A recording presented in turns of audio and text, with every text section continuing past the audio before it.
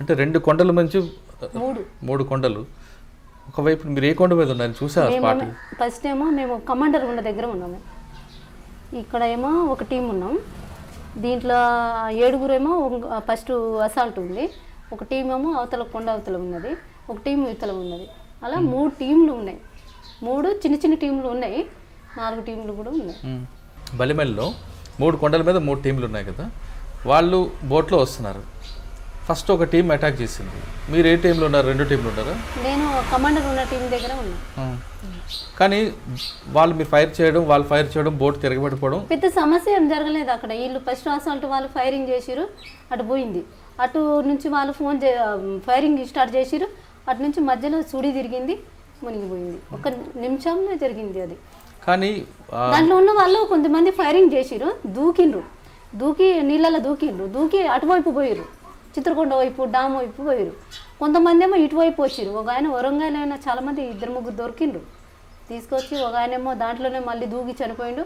ఒక ఒడిశా పోలీసులు 2 దొరికితే ట్రీట్మెంట్ చేసి మళ్ళీ పంపించడం జరిగింది. కానీ పట్టుకొని ప్రాణాలతో ఉన్న పట్టుకొని కొట్టి చంపారనేది వార్త వచ్చింది. వాస్తవంగా కొట్టలేదు, ఆయనకు పట్టుకున్నారు. నేను కూడా పోయి చూసిన. నేను ఈతల పక్క ఉన్న వాళ్ళు కూడా పోయి, అప్పుడు దాడి జరిగింది, హెలికాప్టర్స్ తిరుగుతున్నాయి, పోయి మాట్లాడుతారు. ఇప్పుడు కృష్ణ సరెండర్ అయిన కృష్ణ ఉన్నాడు, ఆయన పోయి మాట్లాడుతుంటే మేము కొట్టి చంపుతాము. వాళ్ళు పక్కకి వెళ్ళి కమాండర్ గిట్ట ఈయనకు ఉంచాలా వదిలిపెడదామా అని డిస్కషన్ జరుగుతుంది. ఇలా మధ్యలో చర్చ జరుగుతుంటే విన్నాడు, ఎట్లయినా చంపేస్తారో ఏమో అనేసి తనే మళ్ళీ దూకి చనిపోయింది.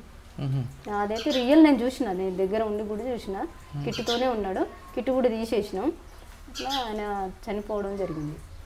ఇంకా 2 దొరికిండ్రు కదా, వాళ్ళు పట్టుకొని ట్రీట్మెంట్, ఏమైనా దెబ్బలు తగిలితే ట్రీట్మెంట్ చేసి 2 రోజులు మా దగ్గర ఉంచి వదిలిపెట్టడం జరిగింది. కానీ అది యుద్ధ నీతిలో భాగం కాదు, యుద్ధ నీతి మావోయిస్టు పార్టీ ఉల్లంఘించింది అనేది పోలీసుల వాదన. ఎందుకంటే సాయంత్రం టైంలో వాళ్ళందరూ వస్తున్న టైంలో మీరు ఒకేసారి వాళ్ళ మీద విరుచుపడ్డం అనేది కరెక్ట్ కాదు. అంటే ఇప్పుడు ఆత్మరక్షణ కోసం ఇప్పుడు బలగాలు, ఇప్పుడు ఇళ్ళ మీద దాడికి వచ్చిన బలగాలు యుద్ధనీతి కనిపించదేం కదా. ఇప్పుడు ఆత్మరక్షణ కోసం వీళ్ళు కూడా దాడి చేయాలి కదా, అట్లా దాడి చేసి. అంటే బలమైన దాడిని మీరు సమర్థించుకుంటారు దాంట్లో. ఇంకంటే యుద్ధానికి వచ్చినప్పుడు ఇంకా యుద్ధం జరుగుతుంది కదా 2 వర్గాల మధ్య, దాంట్లో జరిగింది అది. అంటే బలిమెల జరిగిన తర్వాత దాదాపు 15 రోజులు పోలీసులు అక్కడే కోంపింగ్ చేశారు. ఆ 15 రోజులు మీరు ఎక్కడున్నారు? పక్కనే ఉన్నా. పోలీసులు చూసారా? అంటే చూస్తే ఊరుకుంటారా? అంటే పక్కనే ఉన్నాం, వాళ్ళ కంట్లో పడకుండా మళ్ళీ ఇక్కడ గుంగురాయి అంటే విశాఖ అటువైపు వచ్చినాం. పక్కనే ఉన్నాం, పెద్ద దూరం ఏం లేదు. అంటే ఈ బలిమెల దాడి తర్వాత పోలీసులు ఖచ్చితంగా మీ మీద యాక్షన్ చేస్తారనే విషయం కనిపెట్టి ఉంటారు. దాన్ని తప్పించుకోవడం ఏం చేసేవారు? అంటే తప్పించుకోండి అంటే ఇప్పుడు దెబ్బతిన్న వాళ్ళు మళ్ళీ రిటర్న్ దెబ్బ కొట్టడానికి అయితే చూస్తారు కదా ఎవరైనా కానీ. ఇప్పుడు మావోయిస్టులు అయినా కానీ, ఇప్పుడు పోలీసు వాళ్ళు, గవర్నమెంట్ వాళ్ళైనా కానీ, ఇప్పుడు దెబ్బతిన్న వాళ్ళు మళ్ళీ రిటర్న్ కొట్టడానికి చూస్తారు. అలాగా వీళ్ళ ఆత్మరక్షణలో కూడా వీళ్ళు మరింత జాగ్రత్తలు తీసుకొని, పార్టీ కూడా తీసుకొని మళ్ళీ దూరం ఉండడం కానీ, జాగ్రత్తలు తీసుకోవడం కానీ, ప్రజలతోని అంటే సమాచారం రోజు తీసుకోవడం కానీ అట్లా చేసిరు. ఎంతకాలం ఉన్నారు మీరు బలిమెల ప్రాంతంలో? ఒక 20 రోజుల దాకా ఉన్నాం. తర్వాత మళ్ళీ వేరే పోయినాం. ఇంకా మీరు చేసిన ఇంకా యాక్షన్స్ ఏమన్నా గుర్తున్నవి? యాక్షన్ అంటే పెద్ద అంటే గునుకురాయి అంబుష్లో ఒకరు చనిపోయారు, దాంట్లో కూడా నేనే పార్ట్ ఉన్నాను. ఇంకా చిన్న ఫైరింగ్స్లో అయితే చాలా ఫైరింగ్లు జరిగినాయి. మళ్ళీ రీసెంట్లో నేను వచ్చేటప్పుడు కూడా అక్కడ పానిపోదర్ ఫైరింగ్ జరిగింది, తర్వాత కుంతిరిపోదర్ దగ్గర నైట్ ఫైరింగ్ జరిగింది, టిగ్రపాడ ఫైరింగ్ జరిగింది. అక్కడ కోరాపుట్లో చూసుకుంటే మంగళాపురం దగ్గర 2 సార్లు ఫైరింగ్. ఎలా తప్పించుకున్నాం మనం? తప్పించుకున్నాను. పరిగెట్టడం కాదు, ఫైరింగ్తోనే తప్పించుకున్నాను. అందరితో పాటు నేను కూడా తప్పించుకున్నాను. నేను దళంగా ఉన్నప్పుడు కోరాపుట్లో నేను దళ కమాండర్ అయ్యి నేను ఒక దళం తిప్పిదాన్ని. దాంట్లో అది అమ్లిబేడ దగ్గర, సామర దగ్గర ఒక ఫైరింగ్ జరిగింది. దాంట్లో లవ్మాడ దగ్గర కూడా నా మీద కూడా దాడి జరిగింది. దాంట్లో చాకచక్యంగా తప్పించుకున్నాం. మీరు జాన్బాయ్ అటెండ్ వచ్చారు ఎప్పుడైనా? వచ్చినాం కానీ దాడి పటేల్ సుధాకర్ రెడ్డి గారు సోపం కట్టినప్పుడు మీరు ఎక్కడున్నారు? అప్పుడైతే ఇక్కడ కోరాపుట్లో ఉన్నాను. అప్పుడు కోరాపుట్లో. మీరు పార్టీలో ఉన్న టైంలో సాధారణంగా పార్టీలో బయట నుంచి వచ్చిన వ్యక్తులు కానీ లోపల ఉన్న వ్యక్తులు కానీ ఒకరికొకరు ప్రేమించుకొని పార్టీ అనుమతితో పెళ్లి చేసుకుంటారు. మరి మీ కార్యక్రమం కార్యక్రమం అంటే మీరు ఎవరిని వివాహం చేసుకోలేదు? ఆయన చనిపోయింది. ఎలాగా? రామ్ కూడా ఫైరింగ్లో చనిపోయింది. అయ్యో, ఎలాగా? మీరు అక్కడ ఉన్నారు అప్పుడు? అవును. మీరు ఎస్కేప్ అయ్యారు, ఆయన చనిపోయారా? ఏం పేరు ఆయన పేరు? కిరణ్. పూర్తి పేరు? ఇంకా వాళ్ళ ఇంకా అడగమ్మ కిరణ్ అని పార్టీలో కిరణ్. అంటే మీరు కళ్ళ ముందు జరిగిందా? అవును. రామ్ కూడా ఫైరింగ్లో నేను కూడా పార్టీ ఉన్నా. దాంట్లో తప్పించుకున్నా. నైటు అక్కడే ఉన్నాను. వాళ్ళు శవాలు తీసుకుపోయినప్పుడు కూడా ఇద్దరం వేరే పక్క పోయినాం. మేము ఒక మిలిసా కామ్రేడు నేను పోయినాం. అక్కడ 31 మంది చనిపోవడం జరిగింది.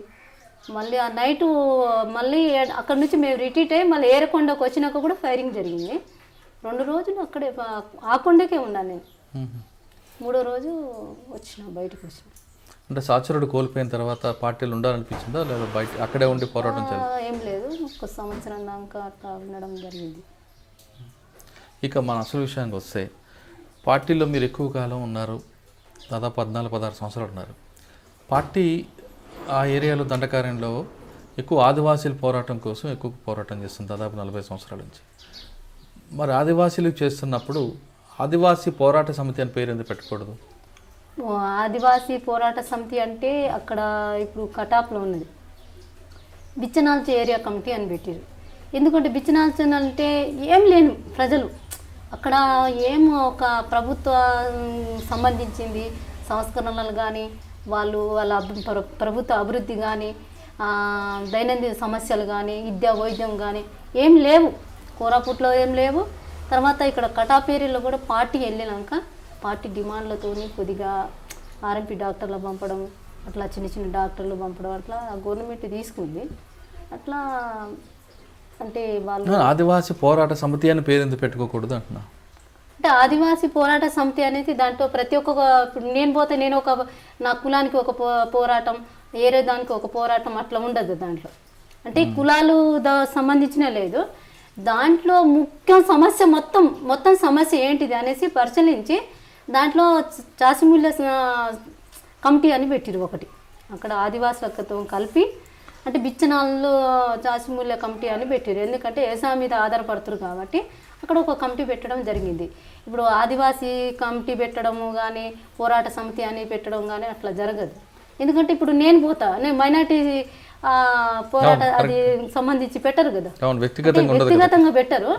పూర్తి సమస్య తీసుకొని దానికి విశ్లేషించి పై కమిటీ గుట్ట కూర్చొని దాంట్లో ఒక నిర్ణయం తీసుకొని ఏదైతే ముఖ్యంగా ఉన్నదో అక్కడ సమస్య దాని మీద తీసుకుంటారు. ఇప్పుడు మీరు ఉన్న కంపెనీలో కానీ మీరు పనిచేస్తున్న దళకంత ఇంట్లో కానీ మహిళలలో రాజకీయ చైతన్యం తీసుకురావడానికి కానీ లేదా ఆదివాసీ మహిళల్లో రాజకీయ చైతన్యం తీసుకురావడానికి మీరు ఏ విధంగా కృషి చేశారు? చాలా కృషి చేశాను. చాలామంది రిక్రూట్ చేసి కటాప్ ఏరియాలో ఈ ఎన్కౌంటర్ జరగకముందు రామ్ కూడా ఎన్కౌంటర్ జరగకపోతే ఒక లెవెల్గా ఉండేది ఉద్యమం అక్కడ. చాలామంది ఇప్పుడు నేను అంటే ఒక టార్గెట్ పెట్టుకున్నారు అందరు కూడా. అంటే ఒక్కొక్క ఏరియాలకు ఒక 6 నెలల్లో ఒక 10 మంది కన్నా అట్లా రిక్రూట్ చేయాలనేసి పై కమిటీ తీర్మానం ఇచ్చింది. అట్లా తీసుకున్నాం, ఒక స్పీడ్గా తీసుకున్నాం. రామ్ కూడా ఫైరింగ్ అయినాక చాలామంది ఇట్లా చనిపోవడం జరిగింది అక్కడి నుంచి. అయినా కానీ ప్రజలైతే ఇంకా బాగానే ఉన్నారు అప్పటికి కూడా. ఇంకా నేను హెల్త్ ప్రాబ్లం వచ్చినాక చిన్నగా అక్కడ అంటే పార్టీ అడవికే పరిమితి అయింది, మైదాన ప్రాంతాలు కనుమరుగైంది అంటారు, వాస్తవం కాదా? అక్కడ మైదాన ప్రాంతం కదా మొత్తం. అక్కడ కోరాపుట్లో అడవిలో ఉన్నది కానీ ఇప్పుడు దగ్గర ఇప్పుడు ముచ్చంపూడి దాకా తిరిగేటోళ్ళు. అదే అడవి మద్దతు ఉందా మైదాన ప్రాంతాలు? ఉంది, మద్దతు ఉంది. మరి ఎందుకు క్రమేపీ తగ్గిపోతుంది ప్రాబల్యం? అంటే కొన్ని నిర్బంధం సమస్య, మెయిన్ నిర్బంధం. తర్వాత ఎన్కౌంటర్లు జరగడం, చనిపోవడం, అట్లా దాంట్లో మెయిన్ అయితే నేను టెక్నాలజీ డెవలప్ అయినాక దాడులు జరగడం, అంటే ఎమ్మటెమ్మటే ఫైరింగ్లు జరగడం, నీళ్ళు అన్నం తిండి తిప్పలు కూడా సమస్య రావడం, కొంతమంది రాజకీయాలు బలంగా లేని వాళ్ళు వెళ్ళిపోవడం, తుపాకులు పెట్టేసి కూడా పోయిన సంఘటన కూడా ఉంది. అంటే ఆదివాసీ అభివృద్ధికి మావోయిస్టు పార్టీ అడ్డుకుంటుందని ప్రభుత్వం వాదిస్తుంది, మీరేమంటారు? అట్లయితే ఏం లేదు. పార్టీ అయితే ఎక్కడ అభివృద్ధికి అడ్డుకున్నది ఏం లేదు. అంటే రోడ్లు వేసిన అడ్డుకుంటారు, లైట్లు పెట్టిన అడ్డుకుంటారు, అంటే ఇప్పుడు వాళ్ళకి మౌలిక సదుపాయాలు కల్పించాలన్న పార్టీ అడ్డుకుంటుంది, వాళ్ళ కాంట్రాక్టులు బెదిరించడం, ఇటువంటి సంఘటనలు చేయడం వల్ల ఆదివాసీ గ్రామాల్లో అభివృద్ధి ఆగిపోతుంది. దాని ప్రధాన కారణం మావోయిస్టు పార్టీ అని ప్రభుత్వం అంటది. అంటే అభివృద్ధి అంటే ఇన్ని రోజులు లేనిది ఇప్పుడు ఎందుకు సడన్ పార్టీ వచ్చినాక అభివృద్ధి పెరిగింది? ఇప్పుడు పార్టీలో చర్చ నేననేది కాదు, అక్కడ పై కమిటీ నుంచి పార్టీ చెప్పింది. అంటే సడన్గా లేనిది ఎప్పుడు లేనిది ఇప్పుడు ఎందుకు వచ్చింది అభివృద్ధి? ఇప్పుడు గవర్నమెంట్కు ఎట్లా మేల్క తట్టింది అసలు అనేది వాళ్ళు చెప్పడము. రోడ్లు ఎందుకంటే పార్టీకి ఇక్కడ తరిమేసి ఇక్కడ ఉన్న ఓనర్లు తీసుకుపోవడానికి ఏమనేది ఒక సిద్ధాంతం కూడా ఉన్నది పార్టీ. అందుకు వ్యతిరేకించేవారా? దానికి వ్యతిరేకించారు. మీరు మీతో పాటు ఇంకొక సెంట్రల్ కమిటీ సంబంధించిన కానీ ఒక మహిళ, ఆవిడ వేధింపుల నుండే పార్టీలో చాలామంది బయటకు వస్తున్నారనేది ఒక వార్త ఉంది. దాన్ని మీరేమంటారు? అంటే మహిళలు ఏదింపులు అంటే చిన్న చిన్న ఇప్పుడు తప్పులు జరుగుతుంది. ఈ కమాండర్ ఇప్పుడు కమాండర్లో ఒక ఏరియా కమిటీలో ఒక నిర్ణయం తీసుకుంటారు, దానికి కట్టుబడి మనము పనులు చేసుకొని రావాలి. మన స్వయంగా నిర్ణయాలు తీసుకొని అంటే అక్కడ పరిస్థితి బట్టి తీసుకోవాలి, మనం తీసుకోవద్దంటున్నాం. ఇలా ఈ రోడ్డు మీద పోవాలి, ఇదే రోడ్డు మీద పోయి మళ్ళీ కార్యక్రమాలు చేసుకురావాలంటే దాంట్లో పరిస్థితులు మారుతాయి. మారినప్పుడు మనం కూడా మన ఆలోచనలు కూడా మార్చుకొని మనం చాకచక్యంలో మన పనులు చేసుకురావాలి. అట్లా చిన్న చిన్న తప్పులు జరిగినప్పుడు అయితే కొద్దిగా గట్టిగా చెప్పడం కూడా ఉన్నది, లేదని పోకళ్ళు ఉన్నాయంటారు. చిన్న అంటే పెద్దగా లేవు, కొద్దిగా అయితే ఉన్నాయి. ఎవరా మహిళ? మహిళ అనేది నాకు అక్కడ ఎత్తుల ద్వారా నాకు ఏం సమస్య ఎదురు కాలేదు. అందరూ చనిపోయారు ఇప్పుడు వాళ్ళు లేరు. చిన్న చిన్న సమస్యలు మహిళలతో వచ్చింది, కానీ వ్యక్తుల వారీగా ఇంకా చెప్పుకోలేము. చిన్న చిన్న సమస్యలు అయితే ఉన్నాయి. ఏఓబిలో మావోయిస్టు పార్టీకి ప్రజల మద్దతు ఉందా, తగ్గిందా, పెరుగుతుందా? నేను వచ్చినప్పటికైతే చాలా మద్దతు ఉండేది. నేను వచ్చినాక అయితే చూస్తే పరిస్థితులు చాలా మారిపోయినాయి. క్యాంపులు పెట్టి నేను తిరిగే ఏరియాలో మొత్తం కటాప్ ఏరియాలో మొత్తం క్యాంపులే పెట్టేసారు. పోలీస్ క్యాంప్ గురాసెట్టు పెట్టిండ్రు, అది అమరవీరుల స్తూపం కట్టినారు, భవనం కట్టినారు. అక్కడ కూడా అది దర్లబేడలో ఒక క్యాంపు పెట్టిరు, జంతురిలో ఒక క్యాంపు పెట్టిరు. తర్వాత ఇక్కడ కోడిగుందులో ఒక క్యాంపు పెట్టిండ్రు. సో విపరీత క్యాంపులు పెట్టిరు. బూస్పూట్లో పెట్టిరు క్యాంపు. అంటే ప్రజల కోసం లోపలికి వెళ్ళారు మీరు. అనారోగ్య సమస్యలని ఇంకా వేరే సమస్యల నుంచి బయటకు వచ్చారు? నాకైతే మెయిన్ అయితే అనారోగ్య సమస్య వచ్చినాక సాకేతు నేను ఇంటికి అంటే నేను పార్టీలో పోయిన కాడి నుంచి మా అమ్మ రిలేషన్ అంటే మా అమ్మ వాళ్ళతో కాంటాక్ట్ లేదు అసలు నాకు, కొద్ది కూడా లేదు. నేను పార్టీలో పోయినా కానీ చూస్తానంటున్నా కానీ పార్టీ కల్పిస్తా అన్నది కానీ ఎప్పుడు కూడా నేను మా అమ్మ వాళ్ళకి చూడాలనేది ఏం లేదు. ఎప్పుడన్నా వీలుంటే పిలవండి లోపల చూస్తాననేసి ప్రపోజల్ పెట్టినా నేను. అట్లా రామగూడ ఫైరింగ్ జరిగినాక పార్టీ రిలేషన్తో ఫోన్ నెంబరు తీసుకురావడం జరిగింది. ఫోన్ చేసి మా తమ్ముడితో మాట్లాడితే మా అమ్మ వాళ్ళందరూ ఏడ్చినా. కానీ అప్పటికీ హెల్త్ బాగాలేదు నాకు. ఇంకా సాకేత్కు నేను ఇంటికి వెళ్ళిపోతానని చెప్పిన. సాకేతు నేను ఎప్పుడు చెప్పినా ఏ నెలలో చెప్పిన 3 నెలలు ఆపిరు నాకు, 3-4 నెలలు ఆపిరు. నువ్వు నిర్ణయం అట్లా ఆలోచించడం మంచి పద్ధతి కాదు, నీకు సమస్యలు పెద్ద ఏం లేదు, అనారోగ్యం చూపిస్తాం అనేసి అన్నారు. కాదు నేను పోతాననేసి ఇంకా నేను హెల్త్ ప్రాబ్లం బాగా అంటే వర్గ ప్రేమకు ఎక్కువగా ప్రాధాన్యత ఇచ్చే మావోయిస్ట్ పార్టీలో మరి వ్యక్తిగత ప్రేమకి హెల్త్ సహకరిస్తలేదు. జ్వరం రావడం, గ్యాస్, ఆరోగ్య సమస్య కాకుండా మీరు కన్నతల్లి తమ్ముడు మీద ఎక్కువగా ప్రేమ చూపించారు. అట్లా అని ప్రేమ అని కాదు, అప్పుడు మాట్లాడిన అదే టైంలో అన్నీ జరిగినాయి. నేను ఇంటికి పోతానని చెప్పిన టైం అదే, వాళ్ళు కూడా మాట్లాడిపించింది అప్పుడు ఆ టైంలో జరిగినాయి. ఏదో ఇంటికి వాళ్ళు మా అమ్మ వాళ్ళు మాట్లాడేదో ఏడ్చిరు అనేదో నేను రాలేదు. అట్లా ఆ టైంలో జరిగినాయి అన్నీ. అంటే పార్టీ అనుమతి ఇచ్చిందా మీరు వెళ్ళిపోతానంటే? నేను వెళ్ళిపోతా అంటే 3 నెలలు టైం పెట్టింది. 3 నెలలు సాకైతే డైరెక్ట్ మాట్లాడిండు, ఉదయం మాట్లాడి వాళ్ళతోనే ఉండేదాన్ని. నేను ఎక్కువ నేను అక్కడ యోబిలో ఉన్నదంటే సాకేతు ఉదయ్ దయతోనే ఉన్నదాన్ని, వాళ్ళతోనే ఎక్కువ నాయకత్వంతోనే ఉన్నాను. ఏమన్నారు 3 నెలల తర్వాత?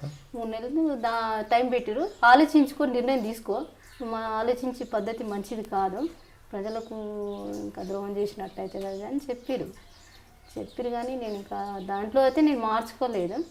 పోతానని చెప్తే పంపించారు. నేనైతే దొంగతనంగా పారిపోయి రాలే, పార్టీ పంపిస్తేనే నేను పోతా, పంపకుంటే ఎన్ని రోజులని ఉంటానని చెప్పిన. పార్టీ పంపిస్తేనే వచ్చినాను. ఎక్కడ సరెండర్ అయ్యారు? నాకు నల్గొండలే సార్. ఎవరి దగ్గర?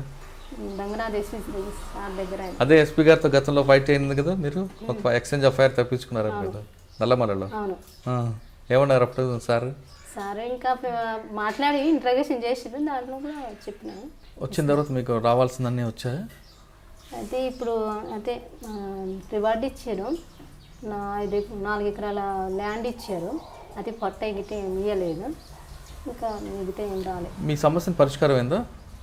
సమస్య అంటే ఇప్పుడు ఇచ్చింది చెప్పిండ్రు కానీ ఇవ్వలేదు. ఏమన్నారు ఎస్పీ గారు? ఇస్తామని చెప్పారు. మీ మీ పాత భూమి అది ఏమో మాట్లాడిండు, మళ్ళా కోర్టుకు 60 రోజుల టైం ఇచ్చారు, ఆ తర్వాత చేస్తామని చెప్పారు.